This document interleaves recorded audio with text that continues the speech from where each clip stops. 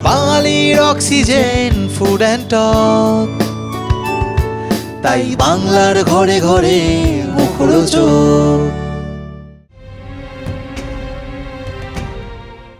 গত ৪ মে পশ্চিমবঙ্গের রাজনৈতিক ইতিহাসে যে পালাবদল ঘটে তাতে অন্যতম কাণ্ডারি রুদ্রনীল ঘোষ।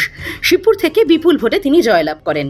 আর তারপরেই অভিনেতা প্রার্থী রুদ্রনীল ঘোষ ফোন করে টলিউডের অলিখিত অভিভাবক প্রসেনজিৎ চট্টোপাধ্যায়কে। এ খবর প্রকাশ্যে আসতেই গুঞ্জন শুরু হয়, তাহলে কি এবার গেরুয়া শিবিরে পা বাড়াতে চলেছেন দ্য ইন্ডাস্ট্রি? নানা মন্তব্যে ঝড় ওঠার পর প্রথমবার আজ সোশ্যাল মিডিয়ায় মুখ খুললেন টলিউডের বটবৃক্ষ।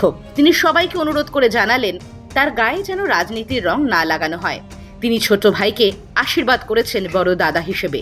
প্রসেনজিৎ চট্টোপাধ্যায়ের কথায়, আমি বহু বছর ধরে অত্যন্ত সম্মানের সাথে অভিনয় করে আসছি এবং আগামী দিনেও ঠিক একইভাবে কাজ করে যেতে চাই। আপনাদের সকলের কাছে আমার একটাই বিনীত অনুরোধ, দয়া করে আমার গায়ে কোনো রাজনৈতিক রং লাগাবেন না। আমি কাউকে ফোন করিনি, বরং আমার ছোট ভাই ফোন করেছিল আমাকে। বড় দাদা হিসেবে কাউকে আশীর্বাদ করা আমার কর্তব্য, আর আমি কেবল সেইটুকুই পালন করেছি। এর সাথে রাজনীতির কোনো যোগসূত্র নেই। ইন্ডাস্ট্রি সূত্রে খবর, এর আগেও বিভিন্ন রাজনৈতিক মহল থেকেই প্রসেনজিৎ চট্টোপাধ্যায়ের কাছে ডাক এসেছে। তবে তিনি সেই সমস্ত হাতছানি উপেক্ষা করেছেন, কারণ তিনি কখনোই কোনো রাজনৈতিক শিবিরের অংশ হতে চাননি। তবে গেরুয়া ঝড়ের পর টলিউডের খোল নলিচার কি পরিবর্তন ঘটে তা আপাতত সময়ের অপেক্ষা।